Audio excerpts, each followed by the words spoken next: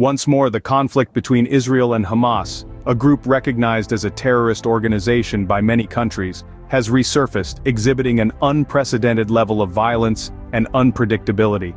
As a result of the recent attacks on Israel, over 3,000 lives have been lost. Alongside the deceased, the number of injured is staggering, with countless more suffering.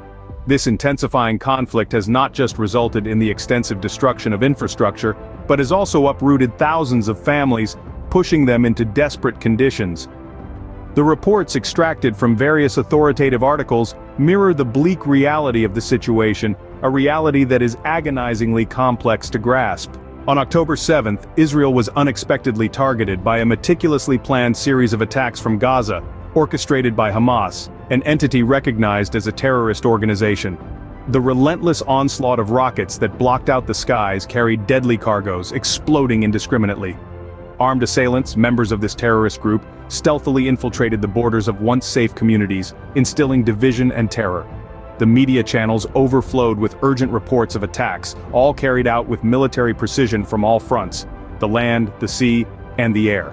Included among these reports were the distressing images from the coastal city of Ashkelon, a city paralyzed by constant rocket fire.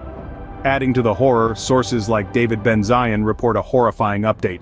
More than 40 Israeli infants were beheaded by these terrorists from Hamas. In response to the provocation, the Israeli military has initiated a swift and potent counteraction. They call upon their reservists, their highly trained citizen soldiers, reflecting their readiness to meet any challenge head-on. The retaliation comprises strategic strikes on key targets in Gaza, meticulously planned, carried out precision and accuracy to minimize civilian casualties. As the situation takes a turn towards volatility, it's the recognized terrorist organization Hamas that drives the escalation. The Hamas military commander, zealous and resolute, not only appeals to Israeli Arabs, but also reaches out to the neighboring Arabs and Palestinians residing within Israel. His call to arms reverberates across borders, intensifying an already tense situation. The rapid rise in violence, primarily instigated by Hamas, marks the heaviest wave of coordinated attacks in years, a clear and alarming sign of the deteriorating situation. The once peaceful area is now dominated by the thunderous echoes of war, fueled by the belligerence of this terrorist organization. As it confronts relentless adversity, Israel remains steadfast, putting up an unwavering front in defense of its people and its sovereignty. The threat to Israel emerges predominantly from Hamas, a group universally recognized as a terrorist organization by numerous nations. This adversarial force poses a significant hurdle to peace and tranquility. Israel's response has been both cautious and determined, with their defense forces constantly vigilant and ready to counter any infringement. It is important to emphasize here that Israel is not the aggressor.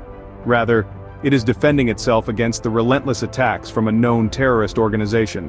As the situation continues to evolve, we are keeping a keen eye, learning from each new development. The need for eliminating Hamas becomes increasingly apparent, as it stands as a significant impediment to lasting peace. Amid such turbulence, Israel remains an emblem of survival and resilience, weathering this crisis as it has many before.